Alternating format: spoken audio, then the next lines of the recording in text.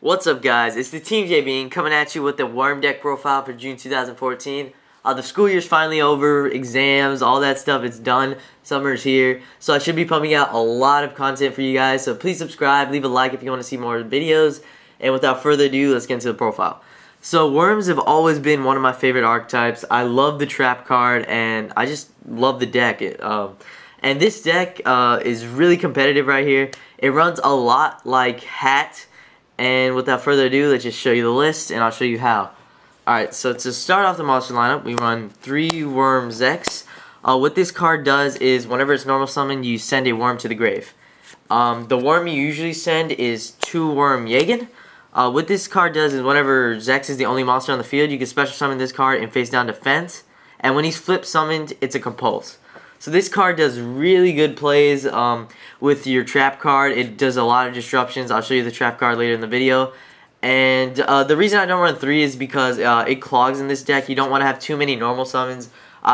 You'll see later in the video I run other engines other than worms. So this deck has a lot of normal summons. Next we have 2 Worm Cartaros. This is a Rhoda whenever it's flip summoned. So yeah, again, only run 2 because you don't want to have way too many normal summons. And then to round out the worm engine, we have the 1 Worm King.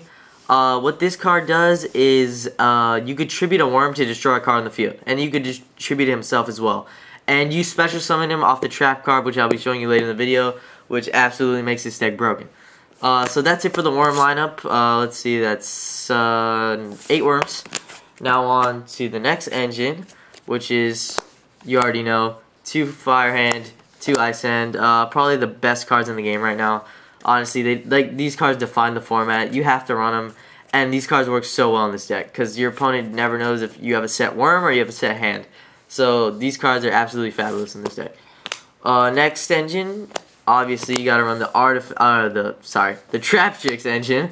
You know, just search out the Bottomless, Traprtrix, Trapo Nightmare, and yeah, that's it for the monster lineup. Now on to the spells. We have 2 Pot of Duality for consistency. Don't want to run 3 because Xex makes you special summon. So yeah, just 2's perfect. 2 Upstart Goblin. This card's really good for getting to your trap card. You don't run 3. You don't have. I couldn't find the space. I mean, you could drop one of the next 3 cards, but I mean, I personally couldn't find space. So 2's good. Next we have the 1 Book of Moon. Probably the best spell in the game, to be honest. This card's just so versatile, allowing you to play around effect negation is just too good. Then we have the 1 Mind Control. This card is absolutely detrimental versus your opponent. Whenever you play it against your opponent and you take their hands and you exceed into whatever you want, like, this card's so good. Next we have 1 Dark Hole. You could drop this card for the 3rd Upstart.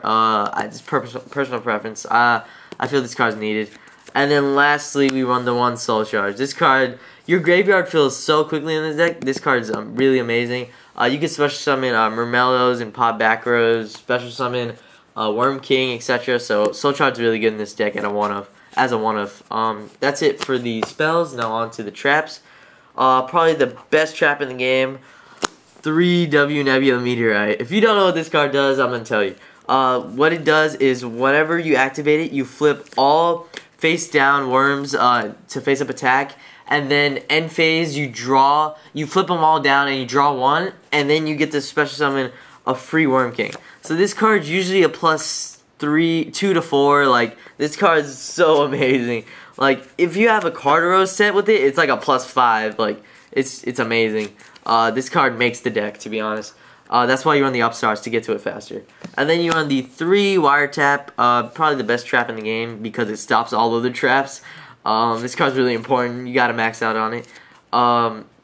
Also, we don't run MSTs in this deck because you don't want to have any dead cards, and that card's just dead versus Hat.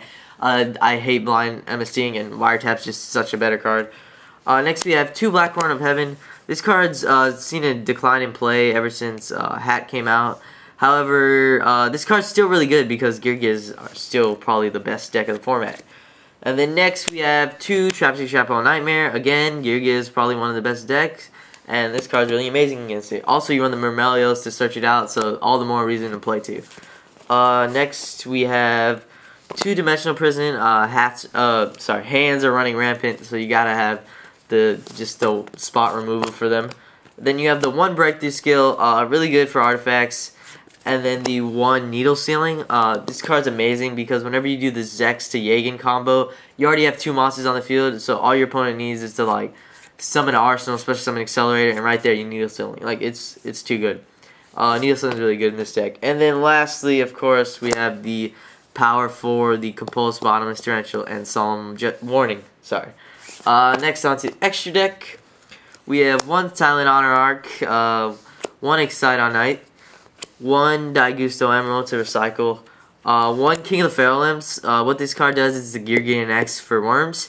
Detach 1 to add a reptile from your deck to your hand. And it's generic, so this card's really good in this deck. 1 Heartland Draco. You have enough room in this deck to play it, and this card just wins you so many games. Along with the Cowboy, these cards just burn for games. They're too good not to run, especially since you have the space.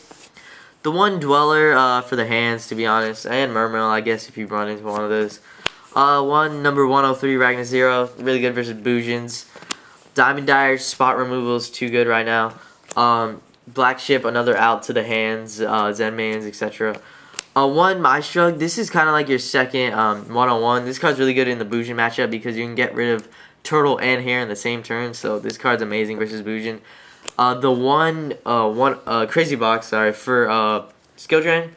And then we have a couple proxies. I'm sorry guys, I couldn't get these. 1 Starliege Paladynamo, 1 Constellar Omega, and 1 Boojin Tsukiyomi. All those cards are necessary, I just don't have them right now. I'm going to pick them up next time I go to locals. And yeah, now on to the side deck. We have 2 Maxis just for Dragons, Infernities, etc. This card's too good not to run. This card helps you just not go behind whenever your opponent goes Soul Charge craziness. 2 of each of the hands. This card is absolutely amazing in certain matchups, and maxing out on 3 is just too good. Those cards just define the format. You have to run 3 in my opinion. 2 DD Crows, really good all around the board. Infernities, etc.